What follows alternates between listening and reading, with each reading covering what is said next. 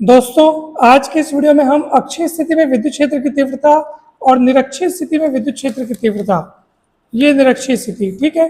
तो दोनों ही हम पढ़ चुके हैं। पिछले वीडियोस में आपने दोनों के डेरिवेशंस देख लिए होंगे। यदि नहीं देखे हैं तो आप डिस्क्रिप्शन बॉक्स में इसका लिंक दे दिया जाएगा, या आप सीधे प्लेलिस्ट में जाकर लाइन से सारे वीडियोस देख सकते हैं। तो ये दोनों डेरिवेशंस हम समझ चुके हैं बहुत अच्छे से, बहुत बेसिक क्लियर करते हुए एक एक चीज को बहुत अच्छे से समझाया गया है, जरूर समझिएगा। आज के इस वीडियो में हम ये देखने वाले हैं कि अक्षीय और निरक्षीय में से बेस्ट कौन है, यानी अगर आपको ज्यादा तीव्रता चाहिए तो कौन सी स्थिति ज्यादा फायदेमंद रहेगी, या कुल मिलाकर हम दोनों स्थितियों में आज तुलना करने वाले हैं कि किसमें क्या फर्क है। तो चलिए सबसे पहला फर्क आज हम देखते हैं। सबसे पहले तो फर्क जो है वो डेफिनेशन में है कि अक्षीय स्थिति हम किसको बोलते हैं।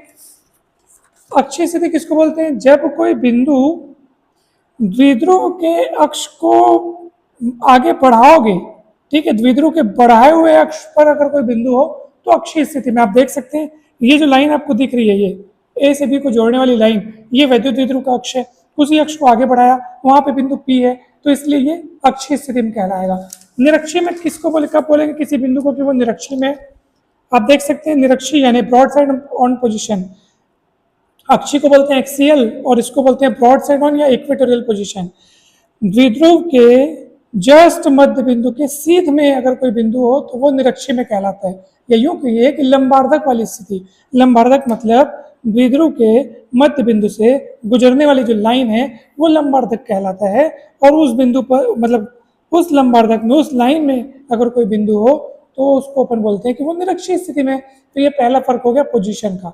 दूसरा फर्क, सबसे मेन फर्क, ध्यान से समझिए। अक्षीय स्थिति में जो तीव्रता आई थी उसको देखो कितनी आई थी, देखो आर दूरी पर, ठीक है, आर दूरी पर जो हम लोग को तीव्रता का सूत्र मिला था वो मिला था 1/4πε0 2πr/r² माइनस a² का होल स्क्वायर। फिर अपन ने जब a को r की तुलना में बहुत छोटा माना था तो फाइनल अपने को ये उत्तर मिला था, ठीक है। सदिश रूप में ये इस रूप में अपन लिखे थे। यहाँ से ये पता चलता है कि यहाँ पे ई की दिशा और पी की दिशा सेम है। और आप देख सकते हैं चित्र से भी कि परिणामी तीव्रता जो है वो उस तरफ है, उस तरफ मतलब बी से ए की तरफ, बी से ए की तरफ, यानी कि माइनस क्यू से प्लस क्यू की तरफ, ठीक है, ओके। और माइनस क्यू से प्लस क्यू की तरफ, माइनस क्यू से प्लस क्यू की तरफ ही वैद्युत द्विध्रुव आघूर्ण अर्थात डायपोल मोमेंट की डायरेक्शन होती है, याद रखिएगा। द्विध्रुव आघूर्ण की दिशा भी माइनस क्यू से प्लस क्यू की तरफ होती है। यानी अक्षीय स्थिति में क्या सीखने को मिला कि अक्षीय स्थिति में तीव्रता की दिशा और द्विध्रुव आघूर्ण की दिशा सेम होती है, क्योंकि द्विध्रुव आघूर्ण की दिशा तो सदैव माइनस से प्लस की ओर होती है, और अक्षीय में आपको तीव्रता की दिशा भी माइनस क्यू से प्लस की ओर मिल रही है। यानी कि अक्षीय स्थिति में तीव्रता की दिशा वही होती है जो द्विध्रुव आघूर्ण की दिशा होती है। इसलिए यहाँ पे सदिश रूप में लिखने पर इस रूप में व्यक्त किया गया, कहीं भी माइनस का नामो निशान नहीं दिख रहा है। परंतु दोस्तों जब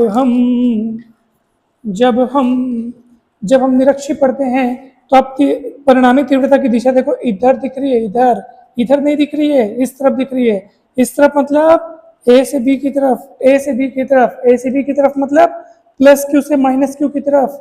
जबकि वहां क्या था, अक्षीय में क्या था, माइनस क्यू से प्लस क्यू था। यानी यहाँ पे तीव्रता का दिशा उल्टा रहता है दोस्तों। जबकि द्विध्रुव आघूर्ण की दिशा तो सदैव माइनस क्यू से प्लस क्यू की ओर होती है, चाहे निरक्षीय हो चाहे अक्षीय स्थिति हो, कोनो स्थिति हो, द्विध्रुव आघूर्ण की दिशा सदैव माइनस क्यू से प्लस क्यू की तरफ होती है, ठीक है। तो निरक्षीय में आपने को क्या सीखने को मिला कि भैया तीव्रता की दिशा होती है प्लस क्यू से माइनस की तरफ, ठीक है। इसलिए निरक्षीय में तीव्रता की दिशा और द्विध्रुव आघूर्ण की दिशा एक दूसरे के अपोजिट होती है। इसी कारण से सदिश रूप में जब अपन लिखते हैं, ये यहाँ पे सदिश रूप में लिखने पर मैंने यहाँ पे माइनस का चिन्ह लगाया। तो अब फाइनल निष्कर्ष क्या निकला कि अक्षीय स्थिति में तीव्रता की दिशा और द्विध्रुव आघूर्ण की दिशा सेम होती है, यानी कि कहाँ होती है, माइनस क्यू से प्लस क्यू आवेश की तरफ। देख लो तीव्रता की दिशा उधर ही है और द्विध्रुव आघूर्ण की दिशा तो हमेशा माइनस क्यू से प्लस क्यू की ओर होती है, चाहे यहाँ बोलो चाहे यहाँ बोलो, ठीक है।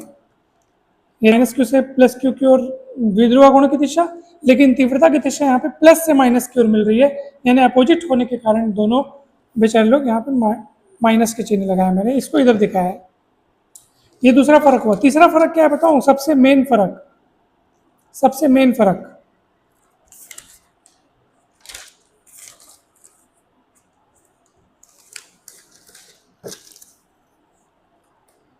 सबसे मेन फर्क क्या है दोस्तों, यहाँ पे आप देखेंगे, यहाँ पे अपने को 1/4 पे एप्सिलॉन 0 2p/r³ मिल रहा है, 2 मिलता है यहाँ पे 2, जबकि यहाँ पे 2 नहीं मिलता। आप देख लो 2 जैसा यहाँ कोई चीज नहीं है। यहाँ पे भी देख लो, ये देखो 2 नहीं है।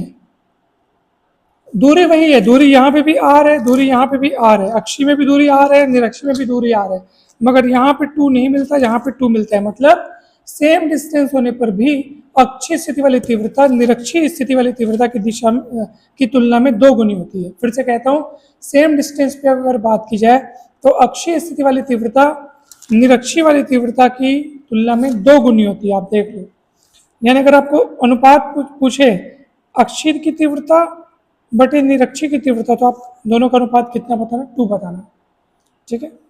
अक्षीय वाली तीव्रता निरक्षीय की तुलना में 2 गुनी होती है। तो इस तरह से तीनों मतलब 3 डिफरेंस अपन देखें इन दोनों में, अक्षीय और निरक्षीय वाली तीव्रता में। ये डेरिवेशंस भी आप लोग जरूर देखिएगा, कहीं पर भी डाउट होगा तो जरूर पूछिएगा। आप सभी को बहुत बहुत धन्यवाद। चैनल को सब्सक्राइब करना ना भूलें।